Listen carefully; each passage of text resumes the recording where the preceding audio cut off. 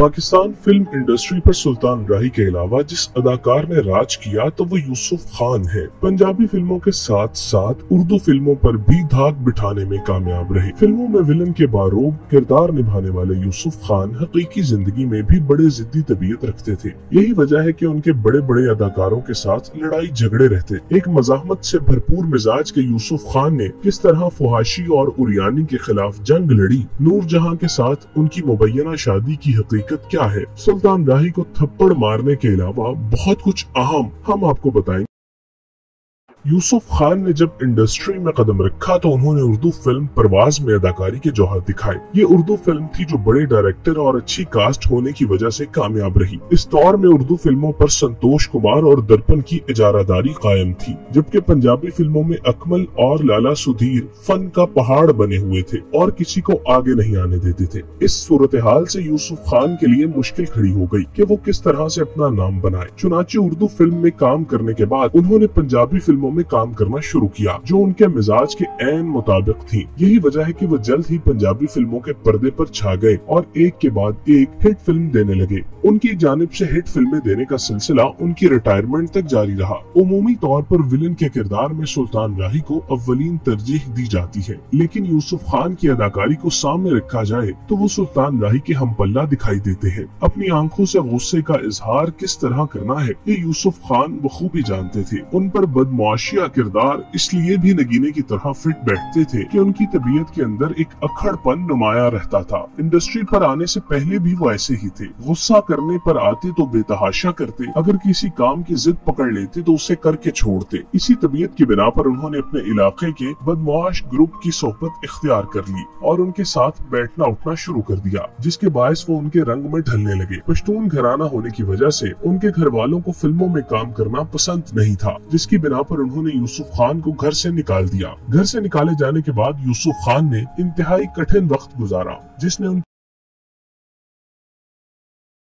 यूसुफ खान को संतोष कुमार एक नजर नहीं भाते थे। इसकी वजह ये थी कि उस वक्त इंडस्ट्री पर राज कर रहे थे, जिसके बायस यूसुफ खान को अपनी जगह बनाने में मुश्किलात का सामना था। संतोष कुमार भी इस बात से आगाह थे कि यूसुफ खान उनके बारे में कैसे ख्यालात रखते हैं। 1958 में संतोष और यूसुफ खान एक साथ हिट फिल्म हसरत में दिखाई दिए, जिसमें यूसुफ खान का मुआविन किरदार था, जबकि संतोष कुमार लीड रोल में थे। फिल्म की शूटिंग के दौरान एक सीन में संतोष कुमार ने हकीकत में यूसुफ खान को धक्का देते हुए कहा कि फिल्म में हकीकत का रंग भरना जरूरी है। संतोष की इस हरकत का यूसुफ खान ने बुरा मनाया, जिस पर यूसुफ खान ने संतोष के चेहरे पर असल में थप्पड़ जड़ते हुए कहा कि हकीकत का रंग तो यूं ही भरा जाता है। यूसुफ खान के ताल्लुकात शहंशाह जज्बात मोहम्मद अली के साथ भी इंतहाई नाजुक थे। मोहम्मद अली की बढ़ती हुई मकबूलियत की वजह से यूसुफ खान उनसे चिढ़ते थे, जो बाद में बाकायदा प्रोफेशनल जेलसी में तब्दील हो गई। यूसुफ खान एक नजरियाती और हुब्बुल वतन अदाकार थे। वो भारतीय फिल्मों में काम करने से सख्त खिलाफ थे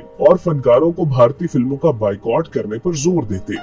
उस जमाने में मोहम्मद अली को अपनी काबिलियत की बिना पर भारतीय फिल्म में काम करने का मौका मिला, तो इस बात पर यूसुफ खान खूब बिगड़े और उन्होंने बाकायदा मोहम्मद अली के खिलाफ अलम बगावत बुलंद किया और अपने जज्बात में इस कदर आगे बढ़ गए कि उन्होंने मोहम्मद अली का हिंदू नाम रख दिया और वो इस तनाजे के हल होने तक उन्हें इसी नाम से बुलाते। मोहम्मद अली ने यूसुफ खान के खिलाफ खामोश न रहते हुए उनकी हिट फिल्म खतरनाक में शामिल फौश लिबास और रक्स की बिना पर उसकी रिलीज रुकवाने के लिए सेंसर बोर्ड से रुजू किया। कहा जाता है कि जब मोहम्मद अली सेंसर बोर्ड इस्लामाबाद से वापस आ रहे थे तो उन पर हमला मोहम्मद अली की भारतीय फिल्म रिलीज होने के बाद नाकामी से दो चार हुई तो उन्होंने बेहद बुरा महसूस किया, जिसके बाद उन्होंने भारतीय फिल्मों में काम करने से हमेशा के लिए तौबा कर ली। मोहम्मद अली इब्तदाई तौर पर पाकिस्तान पीपल्स पार्टी के साथी थे और भुट्टो के मद्दाह थे, ताहम उन्होंने अपनी वाबस्तगी नून लीग के साथ कर ली और मियां नवाज शरीफ के मुशीर बराए इंटरटेनमेंट मुकर्रर हो गए। हैरत की बात ये थी कि यूसुफ खान भी नून लीग के पक्के सपोर्टर थे, लिहाजा दो सख्त मुखालिफिन एक ही जमात की छतरी तले आन खड़े हुए। एक मौके पर मोहम्मद अली ने यूसुफ खान के सामने इस बात का इकरार किया कि वो भारतीय चापलूसी में बहुत आगे निकल गए थे, जिसकी उन्हें सजा मिली, जिस पर यूसुफ खान ने उन्हें गले लगा लिया और यूं दोनों के दरमियान इख्तलाफ की मोहम्मद यूसुफ नजरियाती होने के साथ साथ इंतहा के मजहबी भी थे। वो फिल्मों में फुहाशी के सबसे बड़े नाक़िद थे। यही वजह है कि उन्होंने इंडस्ट्री में बाकायदा तहरीक शुरू कर रखी थी कि जिस फिल्म में फुहाशी का इर्तिकाब किया जाए उसकी शूटिंग को रुकवा दिया जाएगा। यूसुफ खान अक्सर शूटिंग्स पर पहुंचकर जबरदस्ती काम रोक देते, लोगों के साथ गालम गलोच करते, हत्ता के बाद हाथापाई पर पहुंच जाती। यूसुफ खान के मुतालिक ये भी कहा जाता है कि उनकी नूरजहां के साथ होने वाली शादी महज 1 साल में इसलिए टूट गई थी क्योंकि वो कट्टर मजहबी थे और वो चाहते थे कि नूरजहां भी इस तरह इस्लाम के मुकर्रर करदा रास्ते पर चलते हुए खुद को बदले और भारत में परफॉर्म करने से गुरेज करे। मगर मैडम नूरजहां चूंकि खुले जहन की थी और भारी मकबूलियत होने की वजह से भारत में परफॉर्म करने जाया करती थी, चुनाचे उन इख्तलाफात ने दोनों की राहें जुदा कर दी। यूसुफ खान और नूरजहां ने एक साथ हज भी किया। उनकी शादी के बारे में इसलिए ज्यादा मालूमात नहीं मिलती क्योंकि ये शादी यूसुफ खान ने 1954 में डेब्यू किया, जबकि सुल्तान राही ने 1956 में फिल्म इंडस्ट्री में कदम रखा। इस लिहाज से यूसुफ खान सुल्तान राही के सीनियर थे, जिसका उन्हें भी इदराक था और वो बहुत ही ज्यादा इज्जत और एहतराम से पेश आते और उन्हें अब्बा जी कहते। सुल्तान राही ने यूसुफ खान के साथ एक्स्ट्रा और विलन के रोल्स भी किए। किस्मत की देवी सुल्तान राही पर इस तरह मेहरबान हुई कि उन्हें एक के बाद एक फिल्म में कास्ट किया जाने लगा। यूसुफ खान जो लाहौर से ताल्लुक रखते थे, पंजाबी बोलते थे, उन्हें कम फिल्मों में साइन किया जाता था, जिसकी वजह से उनके दिल में सुल्तान राही के लिए हसद के जज्बात पैदा होने लगे।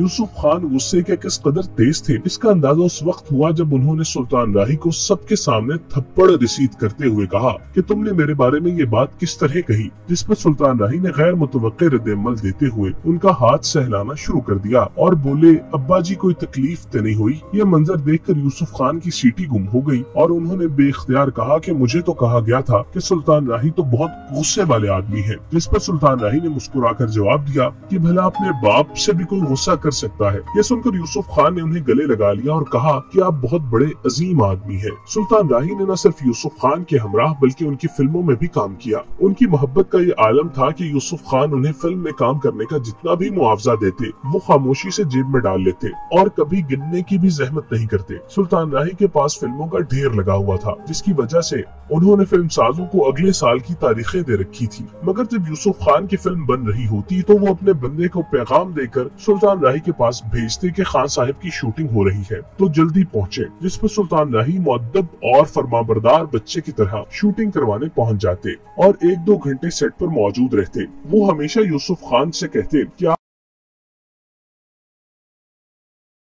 यूसुफ खान ने अपनी जिंदगी में कभी भी टीवी चैनल को इंटरव्यू नहीं दिया। इसके पीछे उनकी जाती वजह नहीं बल्कि प्रोफेशनल थी। एक बार मारूफ अदाकारा बुशरा अंसारी उनका इंटरव्यू लेने आई और बताया कि उनकी भतीजी और बशीर अहमद की बेटी है। जिस पर यूसुफ खान ने कहा कि आप बैठे, चाय पिए, खाना खाएं, मैं आपके लिए जो हो सके करूंगा, मगर इंटरव्यू नहीं दे सकता क्योंकि मुझे पता है कि ये आपने सेल करना है, तो मुझे इसका क्या फायदा। हाँ, अगर आप मेरे साथ कुछ तय करते हैं तो फिर मैं आपको इंटरव्यू देने के लिए तैयार हूँ। यही वजह रही कि यूसुफ खान का इंटरव्यू किसी भी चैनल पर देखने को नहीं मिला। वो अपने उसूलों के पाबंद थे। जो बात करते